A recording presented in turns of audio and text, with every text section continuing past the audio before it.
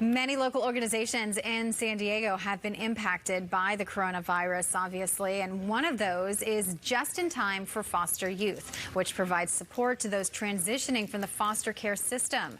Joining us now via Skype is Executive Director of Just in Time, Don Wells. Good morning, Don. How are you? I'm pretty good. Thanks for having me. Absolutely.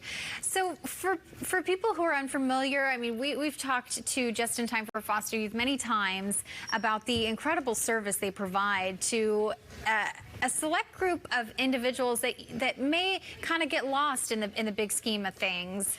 Tell us a little bit about the services and the challenges that you're facing right now in trying to help those transitioning from the foster care system. Thanks. We help young people after 18 all the way until the age of 26 who've come out of the foster care system.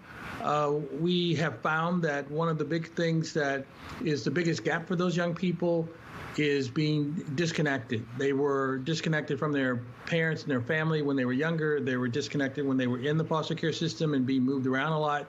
And then when they leave foster care, they still tend to be disconnected. So we provide a lot of resources to them, but the fundamental thing we do is mobilizing the community as a support system for those young people, sort of a new extended family, and a lot of the resources that they get come through those volunteers.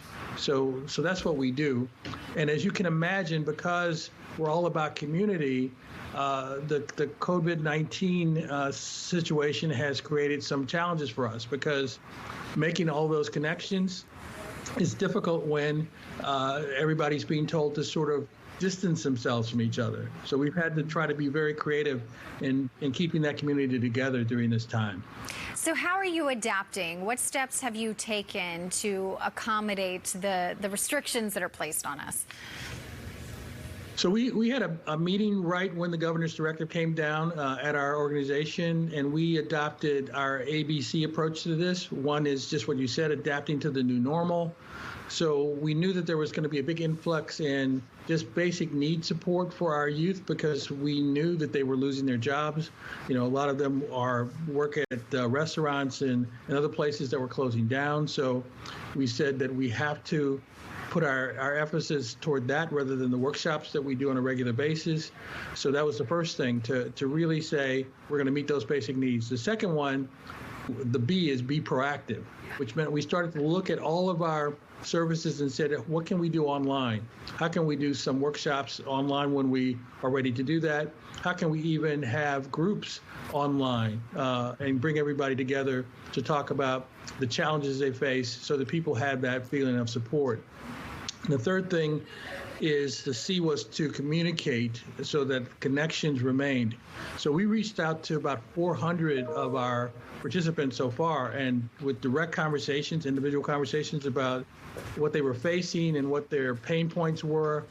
And actually, a lot of them were echoes of what they faced when they were growing up, where they had food insecurity, not access to basic essentials. You know, they would go to the store and find the empty shelves like everyone else, but they don't have that family as a backup for those things, so they have to try to navigate those things themselves. They were losing jobs, so they had rent insecurity, which meant their housing was questionable. But the biggest thing that was pervasive among all of them was anxiety around being isolated and not having those connections. So we've made our priority to make sure that we are staying connected to the young people. So what do you need from the community? What would really help? Do you need volunteers? Is it donations? What are you looking for that could certainly fill a lot of those gaps for you? Well, if someone wants to volunteer, we would still urge them to go to our website and look and see what the options are. We're really not bringing on new volunteers right now because, again, because of the social distancing and you can't meet, the volunteers we have are stepping in to make sure that they're connected to the youth that we already have as part of our service.